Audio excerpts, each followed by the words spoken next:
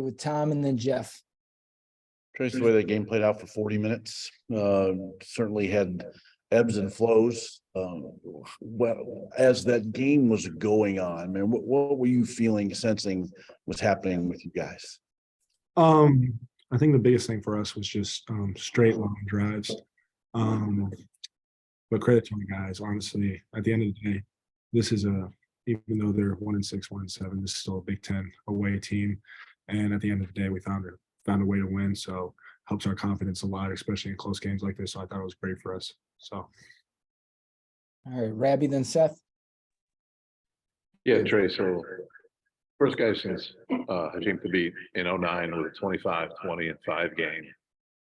Why were you able to get it to that level? I mean, you've been playing really well for a stretch here, but that's just a different level.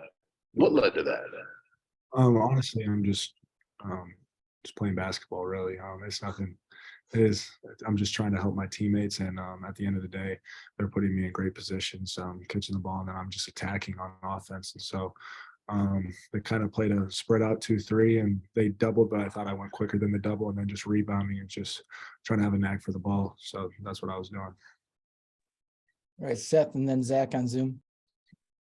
You've had plenty of highlight reel plays this season. I thought that alley-oop you had with the big extension was one of your best this season. I mean, do you almost surprise yourself with some moments like that when you're able to make those plays? Because it seems like you do things like that almost every game now. I mean, it really is. And when you're in the flow of the game, I just think of it as another play. Like when he threw it, I kind of thought it was high, but you're just have so much adrenaline pumping through you. So at the end of the day, I felt like I could go get it. So I extended and I got it. And it looked cool. I saw it on Twitter, so I thought it looked cool afterwards. But it was a great pass by Jalen, and I'm just glad I capitalized on it. All right, Zach and Wilson. Trayce, forgive me, this is terribly cliche, but I guess just as a group, Coach Roseman mentioned how much he felt like seniors in particular set the tone in the last 4 or 5 minutes of the game in huddles, communicating, keeping everyone upbeat. How different does a game like this feel, whatever the opponent, whatever the venue, for you coming back late in a close game that maybe it feels like in recent years you guys may not have found a way, especially on the road, to close out like this? Yeah, especially just us on the road. I mean, throughout my career, we've struggled in games like this, and I credit Miller. He played 40 minutes, had some big threes, had some clutch baskets for us. He was really engaged, talking, vocal. Race, even though he didn't play that well on the offensive end of the floor, he was guarding battle, and he's still trying to recover. But at the end of the day, it was a group effort, and I thought we were together, and we never folded, especially when we got down. We were down 2. They had the ball, and we got to stop in a bucket. So it's just got to keep grinding and just play together, and that's what we're doing. All right, Wilson, then William. Trayce, with that zone Minnesota's running, just what did you see from that zone, and how do you feel like you guys handled it tonight? I thought they played pretty well in the zone. I thought they were a little spaced out, though. I don't know what kind of zone they were trying to play. I thought at first they were trying to not, like, they're just going to shrink it in and not let me get the ball, but they kind of started getting wide, I think, because we started hitting shots. But it's just something that we're going to have to work on at the end of the day.